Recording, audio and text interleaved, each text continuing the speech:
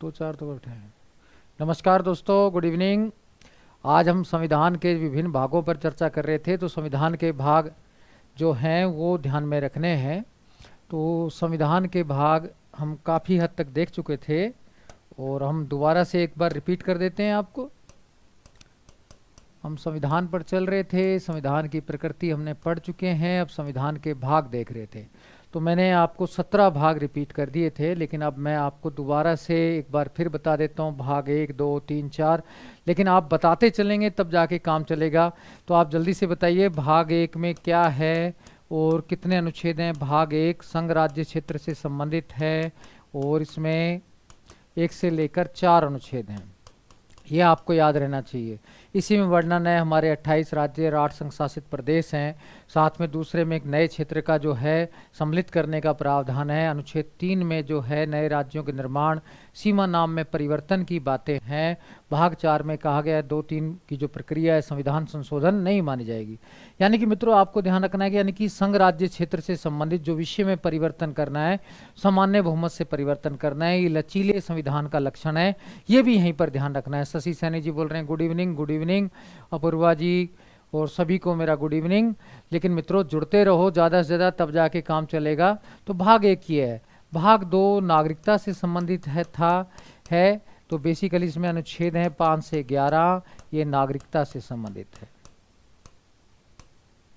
ये आपको ध्यान रखना है। भाग 3 जो है ये मौलिक अधिकार से संबंधित है। ये मैंने आपको बता चुका हूँ कि भाग 3 इसमें 12 से 35 तक है और ये मौलिक अधिकार से संबंधित है, फंडामेंटल राइट से संबंधित है, जो वाद योग्य हैं। आज हमें ये अधिकार प्राप्त हैं। भाग 4 जो है वो डीपीएसपी से संबंधित है। ये बेसिकली 36 से 51 तक अनुच्छेद हैं। ये भी आपको ध्यान रखना है। डीपीएसपी क्या है? नीति निषेध तत्व, जिन्हें भविष्य लक्ष्य अधिकार भी कहते हैं।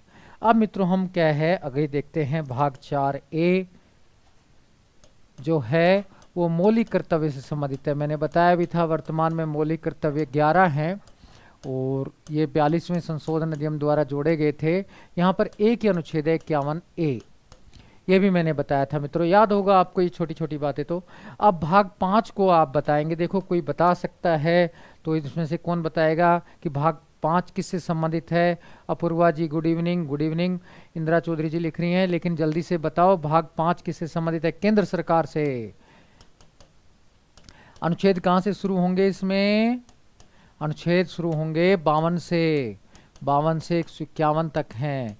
और फिर मैंने आपको एक बात और बताया था, इसको और डिवाइड हम कर सकते हैं कार्यपालिका, विधायिका, न्यायपालिका में। सबसे पहले कार्यपालिका से संबंधित अनुच्छेद होंगे, फिर विधायिका से संबंधित होंगे और फिर न्यायपालिका से संबंधित होंगे। तो ये भी आपको ध्यान में रखना है।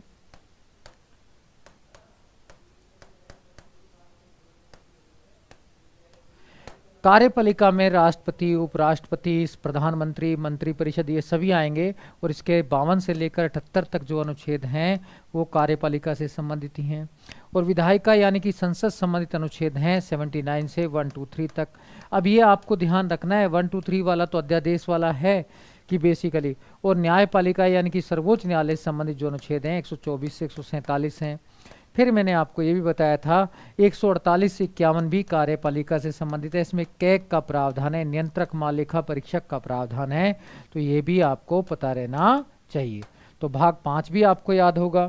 तो मित्रों अब आगे देखते हैं। भाग 6 जो है वो राज्य सरकार से संबंधित है।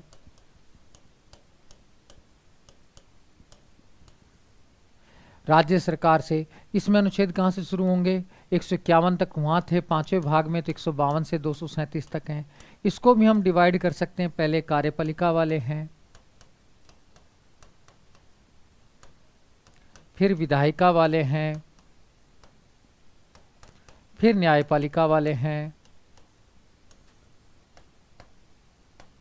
डिवाइड करते चलना है मित्रों, तभी काम चलेगा ना। आगे भी फिर आपको तुरंत अनुच्छेदों का ज्ञान तुरंत हो जाएगा, तभी काम चलेगा, नहीं तो काम नहीं चलना। भाग 6 राज्य सरकार, इंदिरा चौधरी जी राइट, बिल्कुल आप सही कह रहे हैं। भाग 6 तो आप सही बता रहे हैं।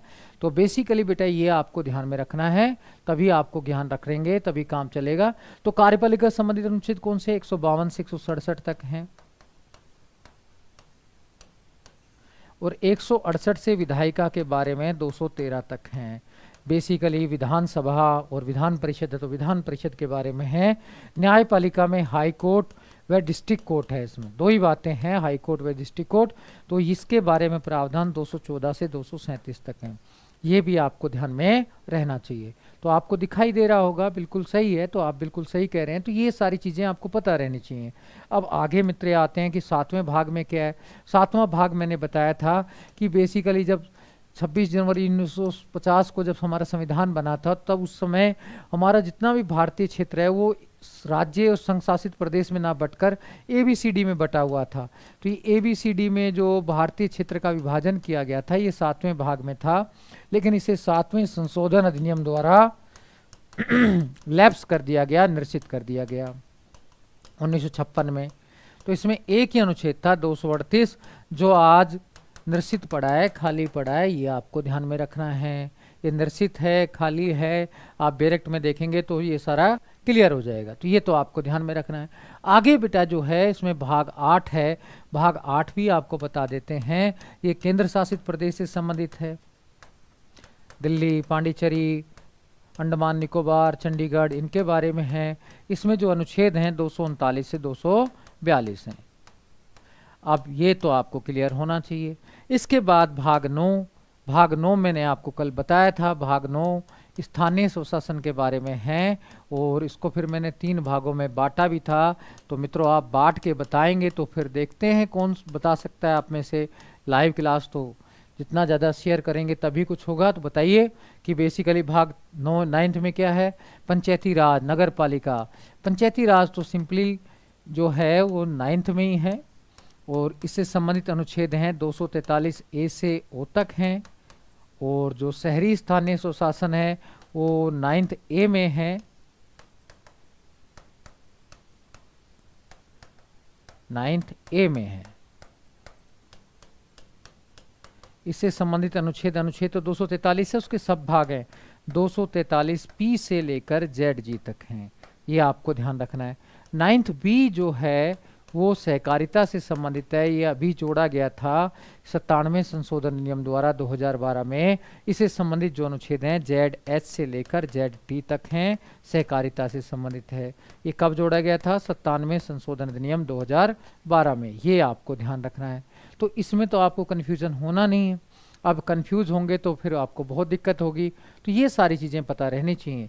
तो ये तो सारा आपको पता रहना चाहिए। अब भाग 10 में क्या है? जनजातीय प्रशासन से संबंधित है। भाग 10 जो 10th भाग है वो जनजातीय प्रशासन संबंधित है।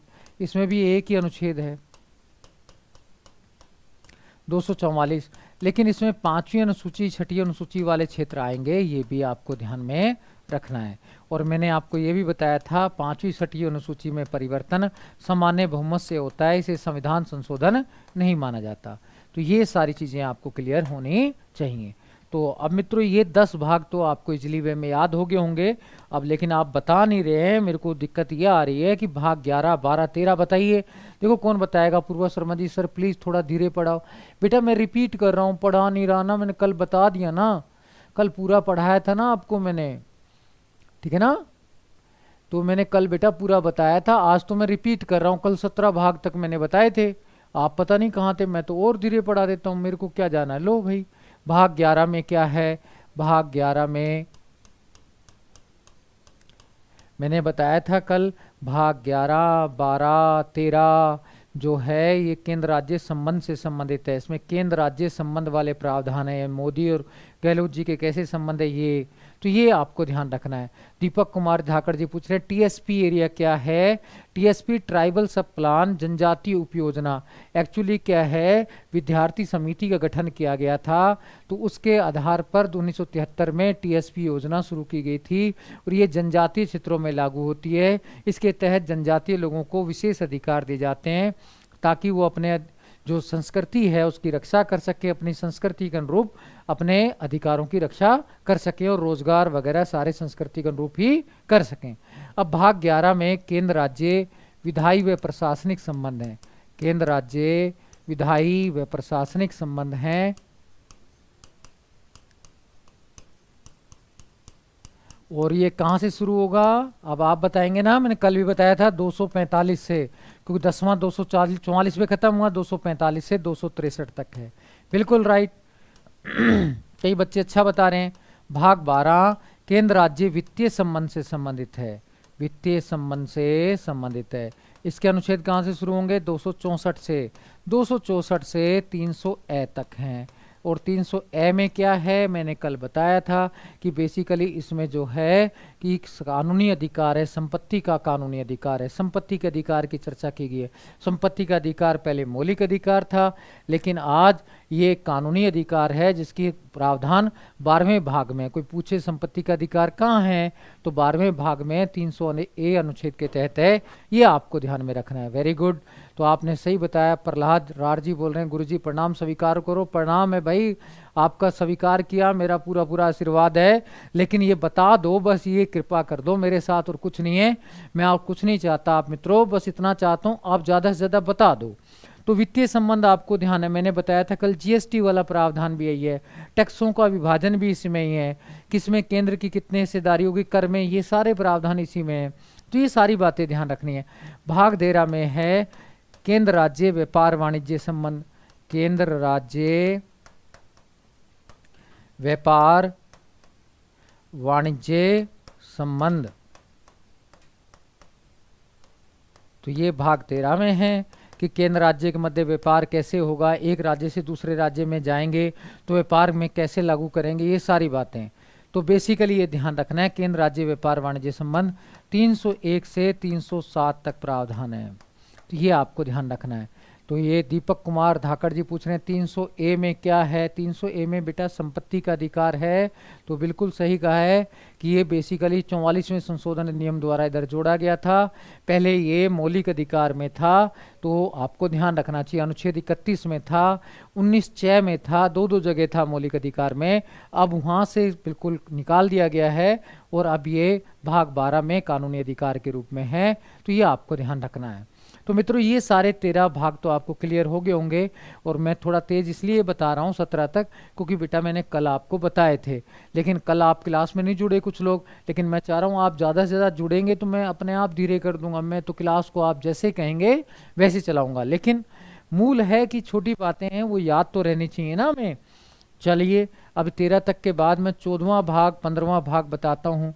भाग 14 में क्या है, जल्दी से आप बताइए। मैंने कल बताया था, मैंने बताया था 14 में सिविल सेवा है, ठीक है ना। सिविल सेवा से संबंधित प्रावधान है। इसमें अनुच्छेद कहाँ से शुरू होंगे, भाग 13 कहाँ पर खत्म हुआ है, 307 पर।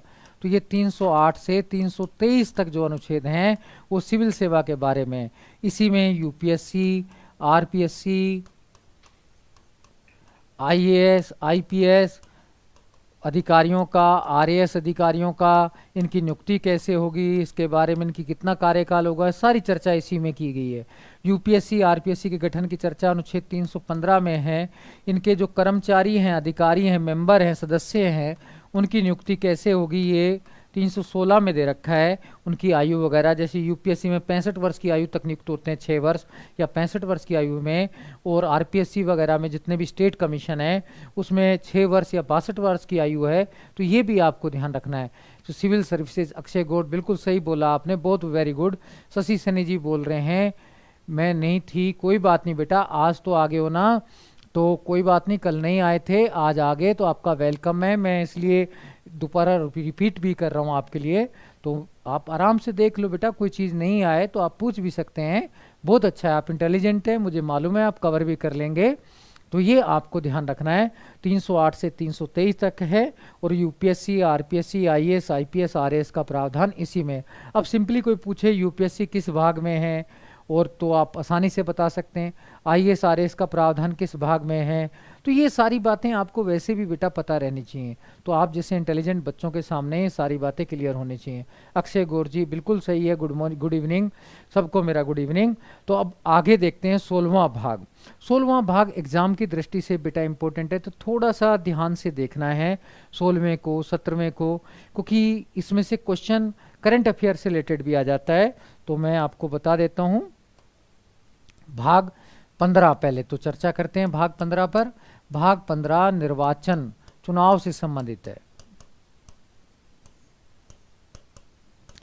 क्योंकि हमारा देश लोकतांत्रिक है, दुनिया का सबसे बड़ा लोकतांत्रिक देश भारत ही है, जहाँ इतने बड़े चुनाव होते हैं। हमारे यहाँ 1 अरब 34 करोड़ जनसंख्या है, लगभग 70 करोड़ मतदाता हैं, इतना बड़ा वोटिंग का काम होता है। तो सारे कामों के लिए एक निष्पक्ष विभाग भी हमारे पास है, वो है भाग 15।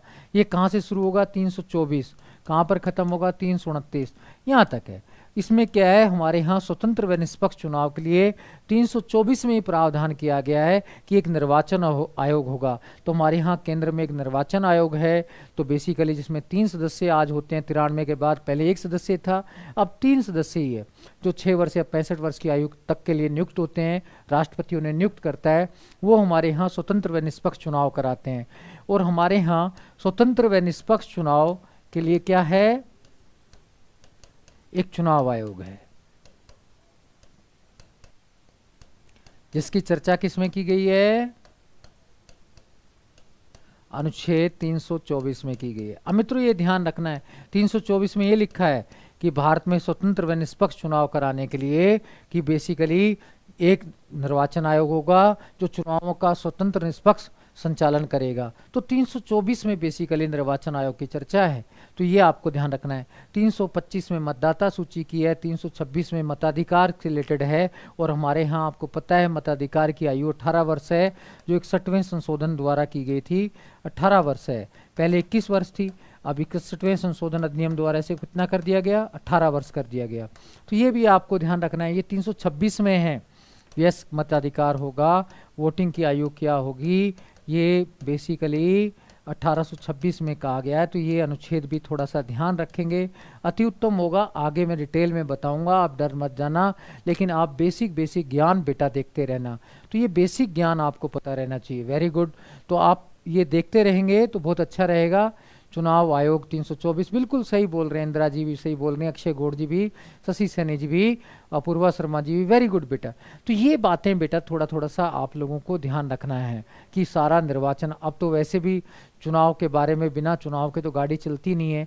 ईवीएम का है, सारी चीज़ें हैं, सब काम ये ईवीएम का संचालन निर्देशन सब निर्वाचन आयोग करता है।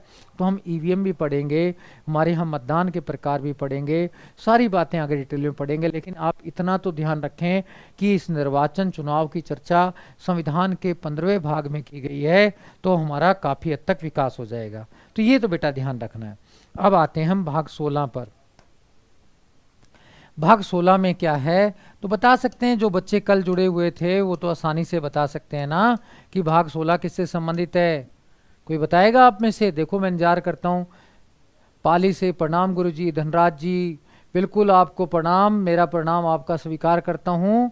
और बेटा आप जुड़े रहें रेगुलर, बस आपसे यही निवेदन है, ज़्यादा से ज़्यादा लोगों को जोड़ो, क्योंकि मैं ऑनलाइन इतनी ज़्यादा क्लास लेता नहीं हूँ।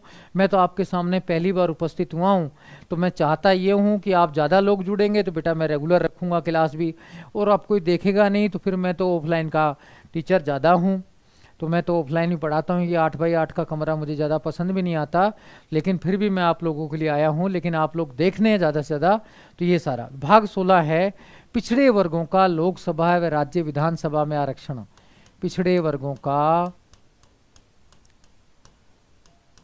लोकसभा व राज्य विधानसभा में आरक्षण।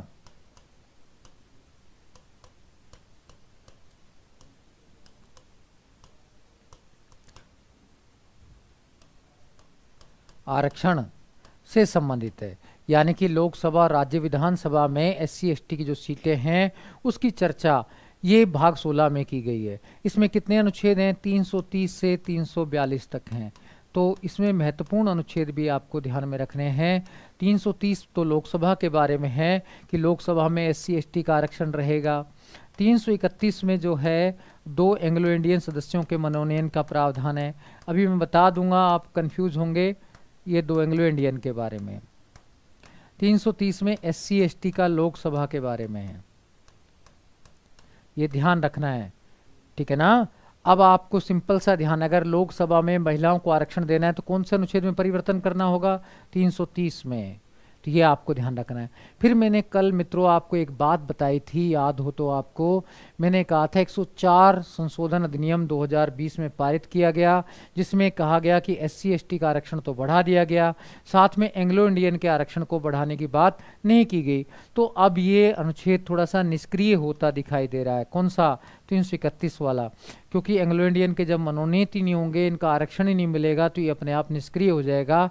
तो मोदी गवर्नमेंट ने 331 को निष्क्रिय करने की पहल की है, तो वास्तव में निष्क्रिय आज कर दिया है। तो ये भी आपको ध्यान में रखना है, तो ये आपको पता रहना चाहिए। 332 में राज्य विधानसभा में SC ST का आरक्षण है। 333 में है राज्य विधानसभा में एक सदस्य राज्यपाल मनोनीत करेगा अगर किसी वर्ग का प्रतिनिधित्व नहीं है। तो कब करेगा? मान लीजिए किसी जाति का, समुदाय का, वर्ग का कोई भी सदस्य राज्य विधानसभा में नहीं पहुंचा है, उस परिस्थिति में राज्यपाल उस समुदाय वर्ग के एक सदस्य राज्य विधानसभा में मनोनीत कर सकता है। ये प्रावधान 333 में है। 334 में क्या है ये भी मैं आपको बताऊं। चलो आपको बता देता हूं, लेकिन मैं कल बता चुका हूं। अब कई बच्चे कहेंगे सर कल तो हम थे नहीं, लेकिन आज सुन लो। 334 में प्रावधान आरक्षण का ही है। तो इसमें जो बेसिकली 104वें संशोधन अधिनियम में ये प्रावधान किया गया कि आरक्षण की अवधि कितनी रहेगी। तो 334 में क्या है? आरक्षण की अवधि की चर्चा है। लोकसभा विधानसभा में आरक्षण की अवधि क्या होगी, इसकी चर्चा है।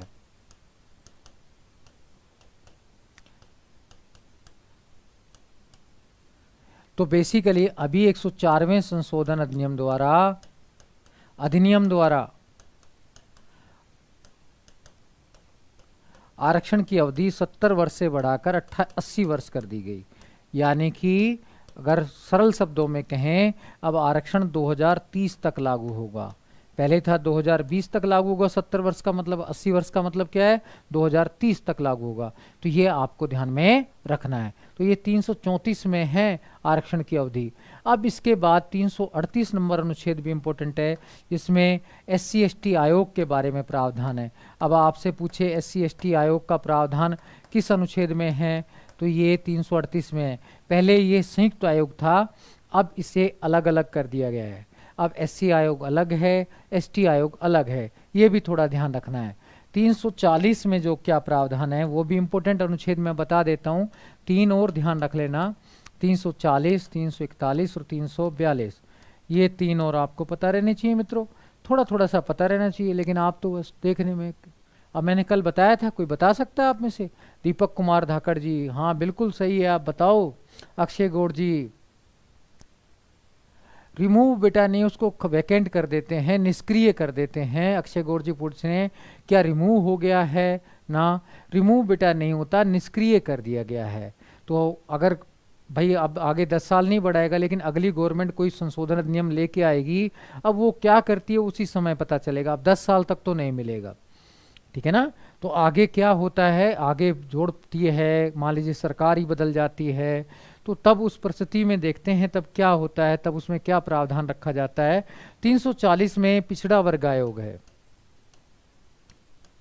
पिछड़ा वर्ग आयोग के बारे में प्रावधान है। तो आपसे पूछे पिछड़े वर्ग आयोग की चर्चा किस अनुच्छेद में? 340 में।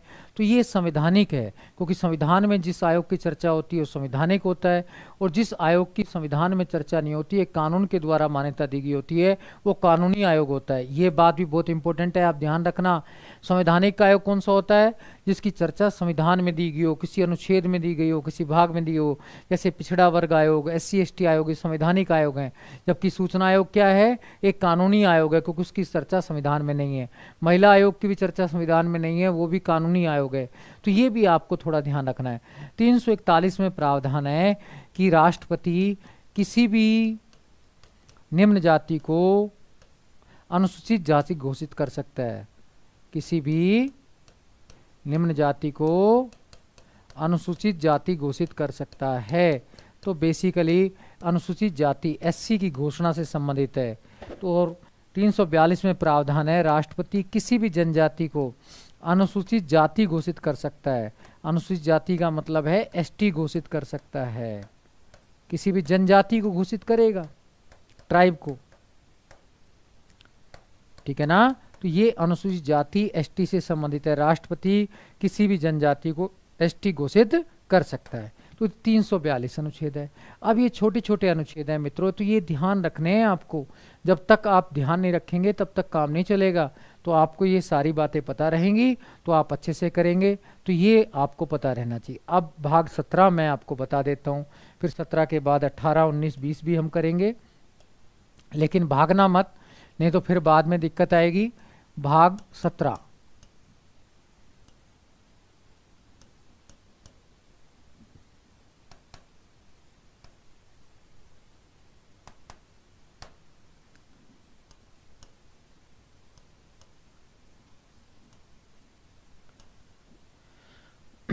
भाग 17 में क्या है मित्रों, ये भी ध्यान रखना है। इसमें राजभाषा से संबंधित है। किस संबंधित है? राजभाषा से संबंधित है। तो ये आपको ध्यान में रखना है। भाग 17 राजभाषा से संबंधित है।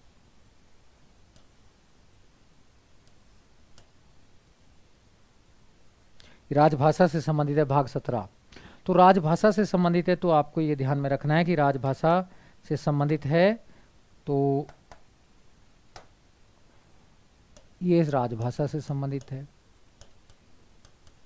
भाग 17 दिखाई दे रहा है राजभाषा से, मैंने रेड कलर में लिख दिया तो आपको फिर दिखाई ना दे।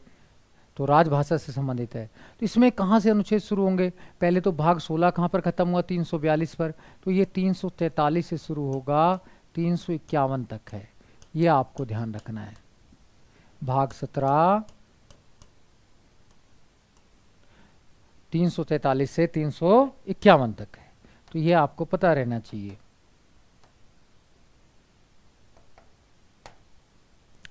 अब मित्रों क्या ध्यान रखना है कि इसके अनुच्छेद जो हैं, पहला तो राजभाषा और राष्ट्रभाषा में अंतर ध्यान रहना चाहिए। मैंने कल भी आपको बताया था कि राजभाषा कौन सी होती है? कामकाज की भाषा। राष्ट्रभाषा कौन सी होती है? मनोवैज्ञानिक एकता की भाषा। तो हमारे यहाँ भाग 17 में हिंदी को राजभाषा घोषित किया गया है, ना कि राष्ट्रभाषा। तो आपको दो शब्द ध्यान रखने, एक राजभाषा, एक राष्ट्रभाषा। चलो इन दोनों में अंतर बताते हैं। राजभाषा क्या होती है? कामकाज की भाषा, कार्य करने की भाषा, कि अधिक से अधिक काम में प्रयोग की जाएगी। ये मनोवैज्ञानिक एकता की भाषा है, यानी कि राष्ट्र निर्माण की भाषा है। मनोवैज्ञानिक एकता, हम की भावना लाने वाली व्यवस्था, मनोवैज्ञानिक एकता की भाषा, हम लाने की भावना, हमारे अंदर एकता लाने की भाषा है। तो हिंदी को ये एकता का आधार ना मानकर कार्य करने की भाषा का आधार माना है। क्योंकि एकता का आधार हिंदी इसलिए नहीं हो सकती कि हमारे यहाँ हिंदी बोली जाती है, लेकिन दक्षिण भारतीय राज्यों में हिंदी नहीं बोली जाती, ना ही पश्चिमी और पूर्वी जो भारत है वहाँ पर हिंदी बोली जाती है। हिंदी उत्तर भारत की भाषा ही मानी जाती है। इसलिए कहा गया इसको कार्य करने की भाषा बनाते हैं, ना कि मनोवैज्ञानिक एकता हम या एकता स्थापित करने की भाषा बनाते हैं। अगर इसको एकता की भाषा बनाने की कोशिश की जाती तो दक्षिण भारत में विरोध होता। इसलिए बेसिकली हिंदी को राजभाषा बनाया गया। क्या बनाया गया? राजभाषा। अब ये राजभाषा की घोषणा किस समिति की सिफारिश पर की गई थी संविधान सभा में, वो भी ध्यान रखना। जब हमारा संविधान सभा में संविधान का निर्माण हो रहा था, तो जब हिंदी को लेकर मुद्दा आया तो पहले हिंदी को कहा गया कि राष्ट्रभाषा बनाया जाए। लेकिन तभी मित्रों क्या है कि बेसिकली विरोध भी हुआ। दक्षिण भारत के लोगों ने कहा भाई हिंदी हम तो बोलते नहीं है, हम तो अपना क्या है कि बेसिकली अन्य भाषाएं बोलते हैं, तेलुगु, तमिल, तो मलयालम बोलते हैं, कन्नड़ बोलते हैं, उड़िया बोलते हैं, तो बात इसलिए हम तो कैसे अपना सकते हैं हिंदी को? फिर इससे मतभेद हो जाएगा, भेदभाव हो जाएगा, हमारे बच्चे तो परीक्षाओं में पास नहीं हो पाएंगे। इसलिए बेसिकली क्या है, एक मुंशी आयंगर समिति का गठन किया गया था। मुंशी आयंगर समिति का, जिसे मुंशी आयंगर फार्मूला भी कह देते हैं, मुंशी आयंगर समिति का गठन किया गया था। इस समिति की सिफारिश पर ही हिंदी को राजभाषा बनाया गया। तो आपको ये क्वेश्चन भी ध्यान रखना है। ये पहले आरएस में आ चुका है, मेंस में, और प्री में भी आ जाएगा, और नेट में भी आ चुका है, और बाकी बहुत सारी परीक्षाओं में। रीट वाले बच्चे भी ध्यान रखें, ये छोटे छोटे सवाल उनके भी आ सकते हैं, तो वो भी ध्यान रखें। तो चाहे कोई भी एग्जाम हो तो आपको ये सारी बातें पता रहनी चाहिए। अब मैं इससे संबंधित भाग 17 से संबंधित जो अनुच्छेद हैं वो भी आपको थोड़े थोड़े बता देता हूँ जो इम्पोर्टेंट है। 343, 344, 350, 350 ए, 350 बी और 351, ये अनुच्छेद आपको याद रखने हैं। आप चाहे कोई भी लेवल के एग्जाम याद करें, ये छोटे छोटे तो अनुच्छेद पता ही रहने चाहिए। पहले 343 में क्या है? 343 में कहा गया हिंदी हमारी राजभाषा होगी, हिंदी राजभाषा होगी और लिपि देवनागरी होगी।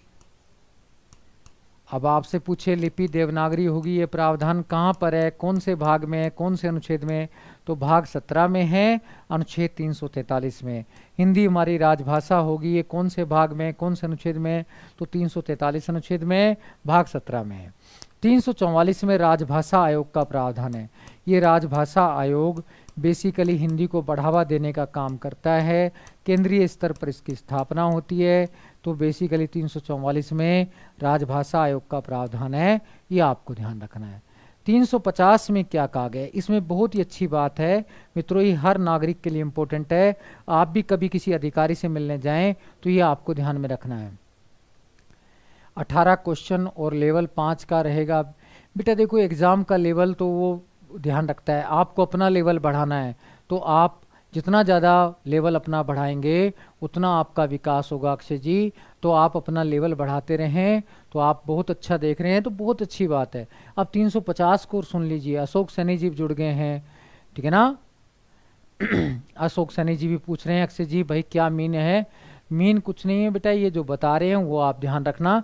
तो 350 में कहा गया है कि कोई भी पीड़ित व्यक्ति, दुखी व्यक्ति, जैसे किसी का भी हरासमेंट होता है, किसी का अधिकारों का हनन होता है, तो वो अपना दुख, व्यथा, पीड़ित व्यक्ति अपना दुख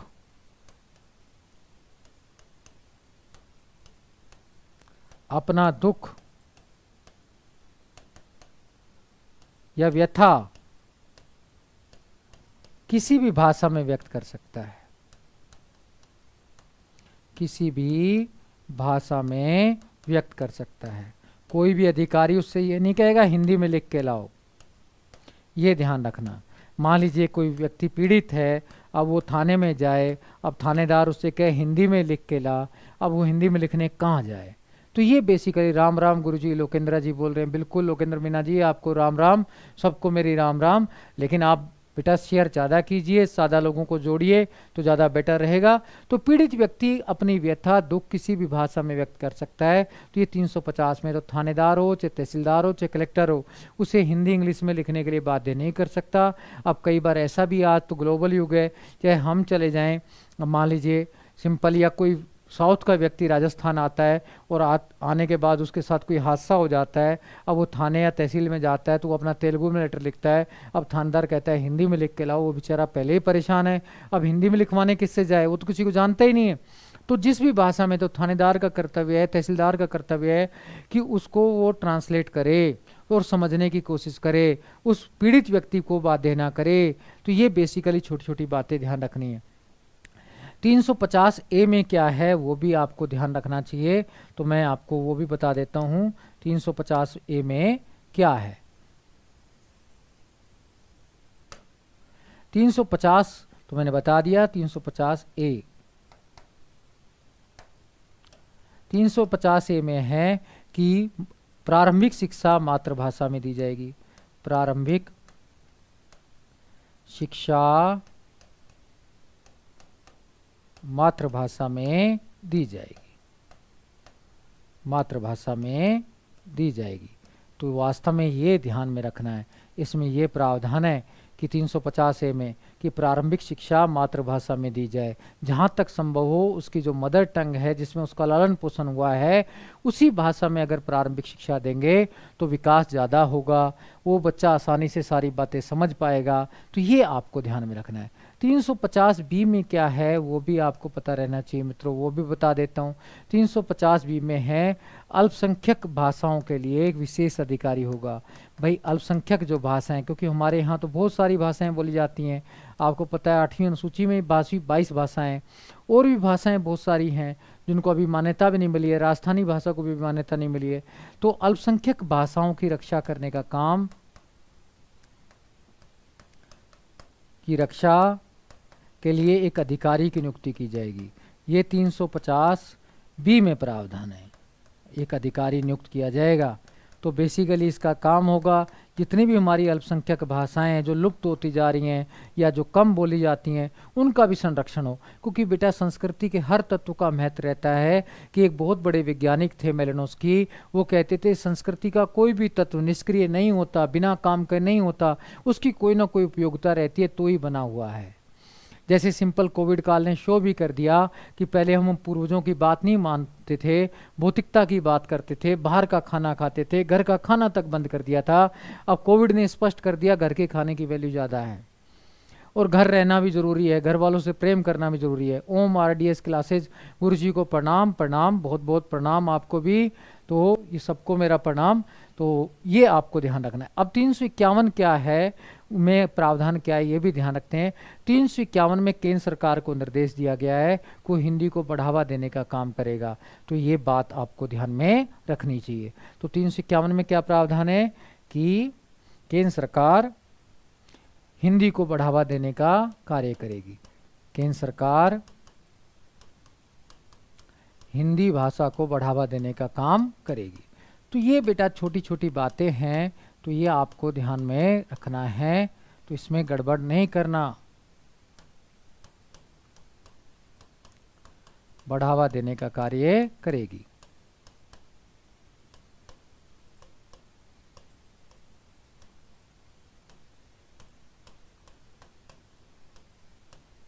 तो ये आपको स्पष्ट हो गया होगा। अब भाग 17 भी मैंने आपको स्पष्ट कर दिया। अब मैंने ये कल भी बताए थे, मैंने आज दोबारा रिपीट ही किए हैं आपके सामने। लेकिन अब हम भाग 18, 19, 20, 21, 22 ये 4 भाग और बचे हैं, 4-5 भाग। तो अब इन पर भी हम चर्चा करते हैं। तो मित्रों पहले हम भाग लेंगे 18। भाग 18 जल्दी से बताओ किससे संबंधित है, मैंने बताया तो था, फिर भी आप दोबारा से बताओ एक बार। भाग 18 है आपात उपबंध के बारे में, इमरजेंसी के बारे में है, आपात संबंधी प्रावधान है। इमरजेंसी ये कहाँ से प्रभावित है, जर्मनी से प्रभावित है भाग 18। तो ये मैंने बताया था आपको कि बेसिकली हमारे आपात इमरजेंसी संबंधी प्रावधान जर्मनी से प्रभावित हैं। तो ये आपको ध्यान रहना चाहिए। तो अब आगे क्या है, इसमें कितने प्रकार के आपात हैं। भाग 18 कहाँ से शुरू होगा, 352 से 360 तक है। पहले तो ये ध्यान रखना है, क्योंकि 351 पे भाग 17 खत्म हुआ था, तो 352 से 360 तक हैं। हमारे संविधान में मित्रों 3 प्रकार के आपात हैं की चर्चा की गई है। पहला है राष्ट्रीय आपात, जिसे केंद्र सरकार कब लगाती है, जो युद्ध, भय, आक्रमण, सशस्त्र विद्रोह की स्थिति में लगता है, उसे कहते हैं राष्ट्रीय आपात। इसकी चर्चा 352 अनुच्छेद में की गई है। कब लगता है ये, अगर युद्ध हो जाए, कोई भय आक्रमण हो जाए या सशस्त्र विद्रोह हो जाए, इन परिस्थितियों में लगता है।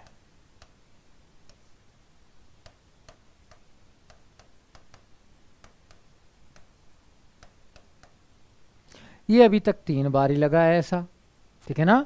तो बेसिकली राष्ट्रीय आपात की घोषणा 3 बारी हुई है, 62 में, 71 में और 75 में। तो ये वास्तव में आप कहेंगे 75 में तो सर कुछ भी नहीं था। बेसिकली 75 में पहले आंतरिक अशांति के आधार पर लगाया था, पहले सशस्त्र विद्रोह शब्द नहीं था, ये 44वें संशोधन अधिनियम द्वारा जोड़ा गया है। पहले आंतरिक अशांति शब्द था, तो इंदिरा गांधी जी ने फिर 1975 में जो लगाया था आंतरिक अशांति के आधार पर लगाया था। लेकिन 44वें संशोधन अधिनियम द्वारा ये सशस्त्र विद्रोह शब्द शामिल किया गया और आंतरिक अशांति को हटा गया था, क्योंकि उस समय इमरजेंसी का विरोध बहुत अधिक हुआ था। देखो निरंकुश शासन कोई भी उचित नहीं होता, कोई भी सरकार लेके आए वो गलत ही होता है। तो बेसिकली राष्ट्रीय आपात युद्ध, भय, आक्रमण और सशस्त्र विद्रोह की परिस्थिति में ही राष्ट्रपति द्वारा लगाया जा सकता है। लेकिन इसको 1 माह के अंदर संसद के दोनों सदनों में दोहरे बहुमत की जरूरत पड़ती है, तब जाके ये आगे लागू होगा। 1 महीने से ज़्यादा लागू भी नहीं हो सकता अगर संसद ने अनुमति नहीं दी तो। और फिर 6 माह बाद फिर दोबारा संसद में अनुमति लेनी होगी। इसको हम डिटेल में बताएंगे, लेकिन आप इतना तो ध्यान रखो 352 में राष्ट्रीय आपात की चर्चा है। दूसरा प्रकार का आपात है संवैधानिक आपात, जिसे राष्ट्रपति शासन भी कहते हैं। संवैधानिक आपात, राष्ट्रपति शासन, ये राज्यों में केंद्र सरकार द्वारा लगाया जाता है। इसकी चर्चा 356 में है। ये कब लगाया जाएगा, ये तब लगाता है राष्ट्रपति यदि ये राज्य सरकार केंद्र सरकार के निर्देशों की अवहेलना करती है तो उसे एकता अखंडता पर कुठाराघात माना जाता है। तो ऐसी परिस्थिति में राष्ट्रपति घोषणा कर सकता है राष्ट्रपति शासन की उस राज्य में। तो फिर वो उस राज्य का सारा शासन केंद्र सरकार के अधीन आ जाता है, केंद्र सरकार फिर अपने हिसाब से संचालित करती है। तो बेसिकली संवैधानिक आपात ये अलग अलग राज्यों में अलग अलग बार लागू किया गया है, तो वो आपको ध्यान रखना है। सबसे पहले पेप्सू पंजाब में लगाया गया था, राजस्थान में भी 4 बार लग गया है, और यूपी में मणिपुर में 13 बार लग गया है। तो ये बेसिकली ध्यान रखना है कि संवैधानिक आपात राष्ट्रपति शासन की चर्चा अनुच्छेद 356 में। तीसरा है वित्तीय आपात।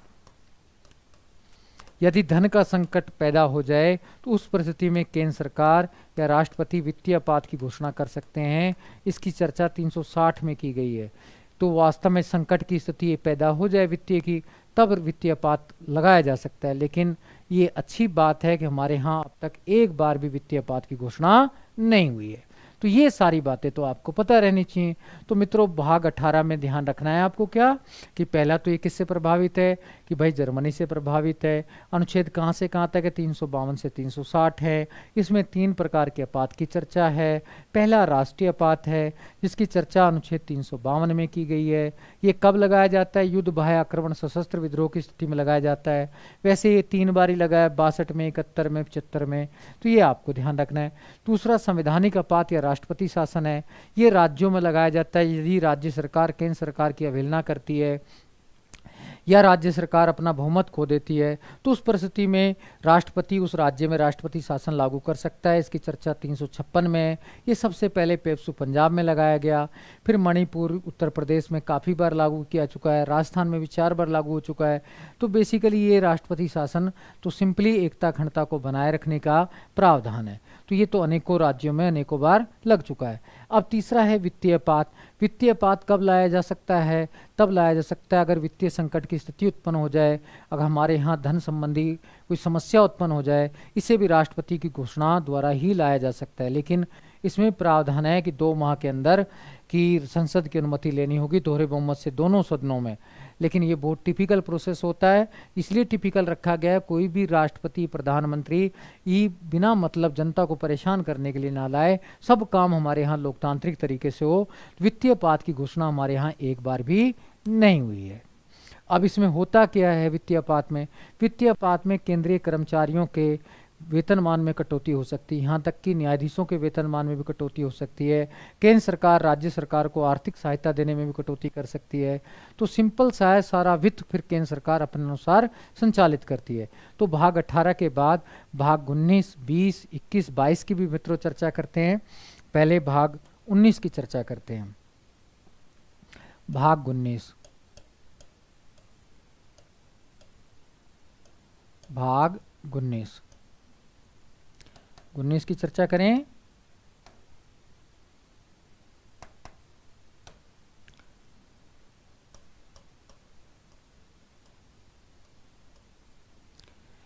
भाग 19 में क्या है वो भी मैं बता देता हूं। उसमें है प्रकीर्णन उपबंध, यानी कि विविध उपबंध। प्रकीर्णन का मतलब होता है विविध उपबंध। तो विविध उपबंध क्या है वो आपको मैं बता देता हूं।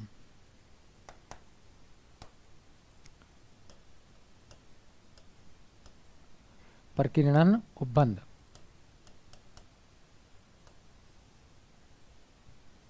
तो ये आपको ध्यान में रखना है।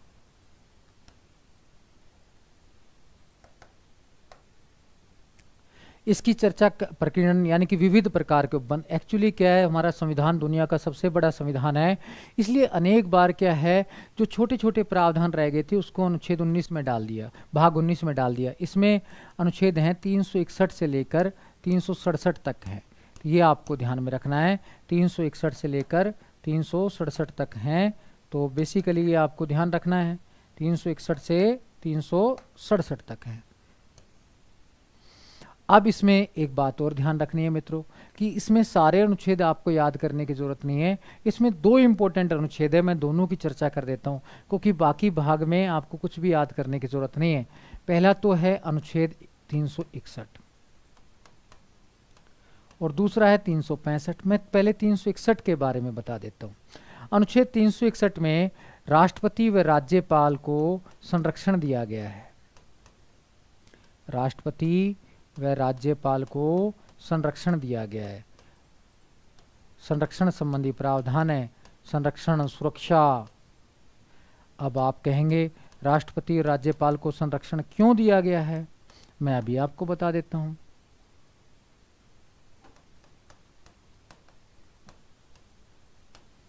एक्चुअली आपको पता है हमारे यहाँ संसदीय शासन प्रणाली है। संसदीय शासन प्रणाली में दो प्रकार की कार्यपालिका होती है, एक नाम मात्र की, एक वास्तविक। नाम मात्र की कार्यपालिका का मतलब जो नॉमिनल हेड रहता है, जैसे राष्ट्रपति राज्यपाल नॉमिनल हेड रहते हैं, नाम मात्र की कार्यपालिका का उदाहरण है। जबकि वास्तविक कार्यपालिका में प्रधानमंत्री और मुख्यमंत्री आते हैं। हमारे यहाँ सारा शासन तो राष्ट्रपति और राज्यपाल के नाम पर ही चलता है, लेकिन वास्तव में निर्णय कौन करते हैं, प्रधानमंत्री और मुख्यमंत्री करते हैं। अब मान लीजिए प्रधानमंत्री और मुख्यमंत्री कोई गलती करते हैं, लेकिन उस पर अंतिम हस्ताक्षर तो किसके हैं, राष्ट्रपति और राज्यपाल के हैं। अब इसलिए सजा राष्ट्रपति राज्यपाल को मिलनी चाहिए, मुख्यमंत्री को प्रधानमंत्री को मिलनी चाहिए। वास्तव में उसकी सजा तो मुख्यमंत्री प्रधानमंत्री को ही मिलनी चाहिए। उन्होंने तो बेचारों ने खाली सिग्नेचर किए, निर्णय थोड़ी किया है। इसलिए राष्ट्रपति व राज्यपाल को संरक्षण दिया गया है, क्योंकि वो बेचारे सिर्फ सिग्नेचर करते हैं, निर्णय नहीं लेते हैं। तो बेसिकली क्या संरक्षण दिया गया है, तो संरक्षण भी सुन लीजिए। पहला तो पद के दौरान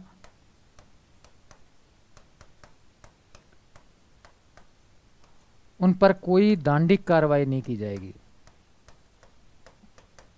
दांडिक कार्रवाई नहीं की जाएगी। और न्यायालय में उपस्थिति से छूट, न्यायालय में उपस्थिति से छूट, उनके खिलाफ कोई अनावश्यक वारंट भी नहीं निकाला जाएगा। अब एक बात और ध्यान रखना है, न्यायालय में उपस्थिति से छूट तो दिया हुआ है, ठीक है ना। तीसरा देखते हैं, ये तो आपने ध्यान रख लिया। अब तीसरा वाला जो प्रावधान है वो भी मैं आपको बता देता हूं। तीसरा वाला जो है वो भी आप मित्रों ध्यान में रखेंगे, तो बेसिकली वो भी मैं आपको बताता हूं अभी। तीसरा क्या है कि बेसिकली जब सिविल वाला मुद्दा हो, तीसरा है व्यक्तिगत हैसियत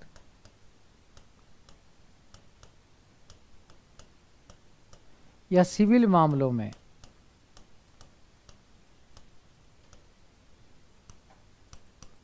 मामले से संबंधित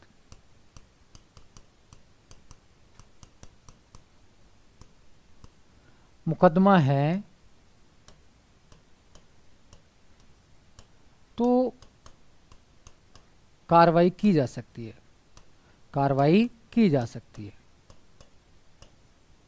भाई सिंपल है कि कोई व्यक्तिगत विवाद है, संपत्ति संबंधी विवाद है, धन संबंधी विवाद है, तो ऐसी परिस्थिति में राष्ट्रपति राज्यपाल पर कार्रवाई की जा सकती है, लेकिन इसके लिए भी 2 माह पूर्व सूचना देना आवश्यक है।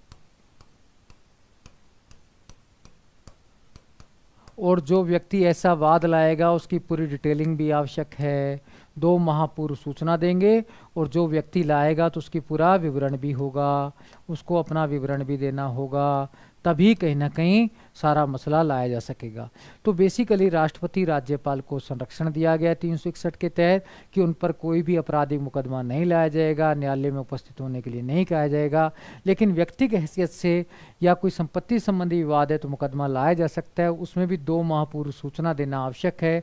और जो व्यक्ति ऐसा मुकदमा लाएगा उसका पूरा विवरण भी देना उसको आवश्यक होगा। तो ये सारी बातें आपको 361 वाली ध्यान में रखनी चाहिए। अब इसके बाद 365 आपको ध्यान रखना है। 365 में क्या है मैं वो भी बता देता हूं मित्रों। 365 में कहा गया है, यदि राज्य सरकार केंद्र सरकार के निर्देशों की अवहेलना करती है, यदि राज्य सरकार केंद्र सरकार के निर्देशों की अवहेलना करती है,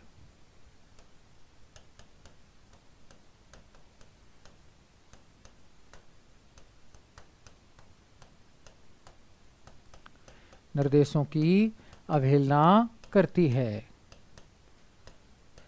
ठीक है ना, अवहेलना करती है, तो ऐसी परिस्थिति में राष्ट्रपति 356 की घोषणा कर सकता है। ऐसी परिस्थिति में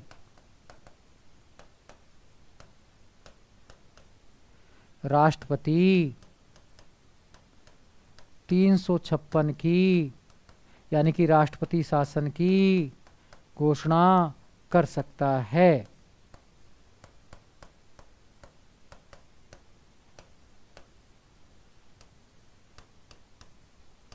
घोषणा कर सकता है, यानी कि 365 356 का आधार है।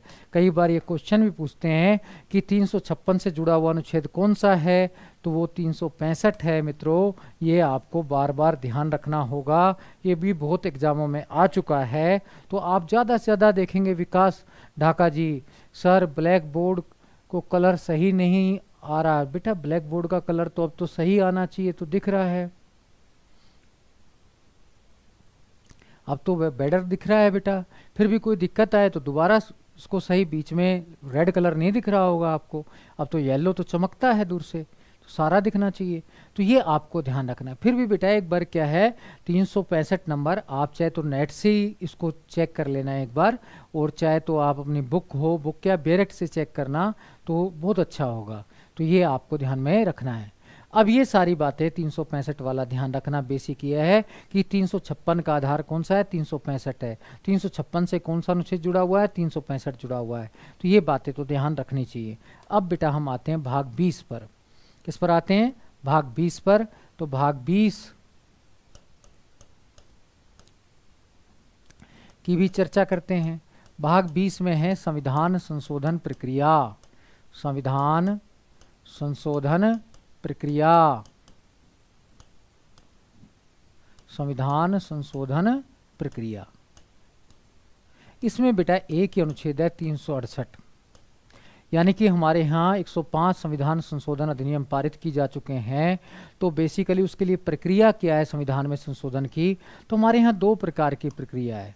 एक में तो क्या है, विशेष बहुमत चाहिए, दोहरा बहुमत। विशेष बहुमत कौन सा चाहिए, दोहरा बहुमत वाला, 2/3 बहुमत, दोहरा बहुमत। दूसरे में दोहरा बहुमत प्लस आधे राज्यों का समर्थन चाहिए, आधे राज्यों के विधानमंडल का समर्थन चाहिए। अब ये बात भी ध्यान रखना है, अब भागने की कोशिश मत करना।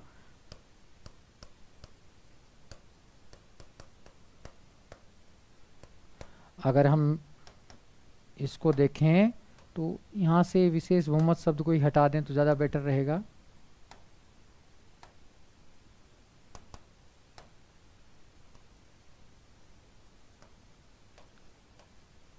दोहरा बहुमत खाली, और यहाँ दोहरा बहुमत प्लस आधे राज्यों के विधानमंडल का समर्थन। अब ये दोहरा बहुमत क्या है, दोहरा बहुमत का मतलब है कि उपस्थित का 2/3। अब ये शब्द ध्यान रखना, उपस्थित का 2/3 प्लस कुल संख्या का 50% प्लस 1, दोनों शर्तें पूर्ति होनी चाहिए। यानी कि वहाँ पर जितने प्रेजेंट है उनका 2/3। मान लीजिए लोकसभा में 545 सदस्य हैं और 400 ही उपस्थित हैं, तो 400 का 2/3। एक शर्त तो ये कंप्लीट होनी चाहिए, कुल संख्या का 50% प्लस 1। जैसे 545 सदस्य हैं हमारे यहाँ, तो उसमें 2 का भाग देकर प्लस 1 देखें जितना आएगा, यानी कि 273 के आसपास। तो वो बेसिकली यानी कि दोनों शर्तें, इनमें से भी जो ज़्यादा संख्या है तो वो वैलिड मानी जाएगी। तो ये आपको ध्यान रखना। तो बेसिकली दोहरा बहुमत, अब सिंपली दोहरे बहुमत की आवश्यकता है, इसमें राज्यों के समर्थन की आवश्यकता नहीं है। अगर हमें फंडामेंटल राइट में परिवर्तन करना है, डीपीएसपी में परिवर्तन करना है, तो बस संसद के दोहरे बहुमत की आवश्यकता पड़ती है दोनों सदनों में, और वो विधेयक पारित हो जाता है, मौलिक अधिकार डीपीएसपी में परिवर्तन हो जाता है। लेकिन कुछ प्रावधान ऐसे हैं उसमें संसद के दोहरे बहुमत के साथ साथ आधे राज्यों के विधानमंडल का समर्थन भी आवश्यक है। वो ज़्यादा प्रावधान, ऐसे प्रावधान हैं जो केंद्र राज्य संबंध से संबंधित है। इनकी चर्चा भी मैं बता देता हूँ कि कहाँ कहाँ आधे राज्यों का विधानमंडल का समर्थन चाहिए, कहाँ आधे राज्यों के विधानमंडल की समर्थन की आवश्यकता है। तो वो है 7वीं अनुसूची में परिवर्तन करना है, केंद्र की कार्यपालिका शक्ति में परिवर्तन करना है, केंद्र की संसद में परिवर्तन करना है, संसद की शक्ति में परिवर्तन करना है, सर्वोच्च न्यायालय की शक्ति में परिवर्तन करना है, भाग 11, 12 में परिवर्तन, 12, 13 में परिवर्तन करना है। संविधान संशोधन प्रक्रिया में परिवर्तन करना है। तो ये प्रावधान ऐसे हैं, यहाँ पर आधे राज्यों के विधानमंडल का समर्थन भी आवश्यक है। आधे राज्यों का नहीं, आधे राज्यों के विधानमंडल का समर्थन भी आवश्यक है। यानी कि हमारे यहाँ 28 राज्य हैं, तो 14 + 1 यानी कि 15 राज्यों की विधानसभा से भी वो समर्पित होना चाहिए विधेयक, तभी जाके अधिनियम बनेगा। तो ये बात भी मित्रों आपको क्लियर होगी। तो ये आपको सिंपल सा ध्यान में रखना है। तो ये 20वां भाग भी मैंने बता दिया। अब हम कल 21वां 22वां भाग बताएंगे, साथ में प्रस्तावना पर भी चर्चा करेंगे। तो प्रस्तावना भी कल देखेंगे। तो अब मैं कल तो ऑफ रहेगा संडे को, अब मंडे को हम मिलेंगे। तो मित्रों आपके साथ अभी तो मैं विदाई चाहता हूँ। जय हिंद, जय भारत। और परसों प्रस्तावना भी करेंगे और 21वां 22वां भाग भी करेंगे। इसी के साथ आपसे विदाई चाहता हूँ। जय हिंद, जय भारत। आप ज़्यादा से ज़्यादा लोगों तक शेयर कीजिए, जुड़िए। फिर आपको ढाका जी तो बिल्कुल आपको राष्ट्रपति इलेक्शन भी बताएंगे, सारी बातें बताएंगे। धन्यवाद। जय माता। टाइम हो गया।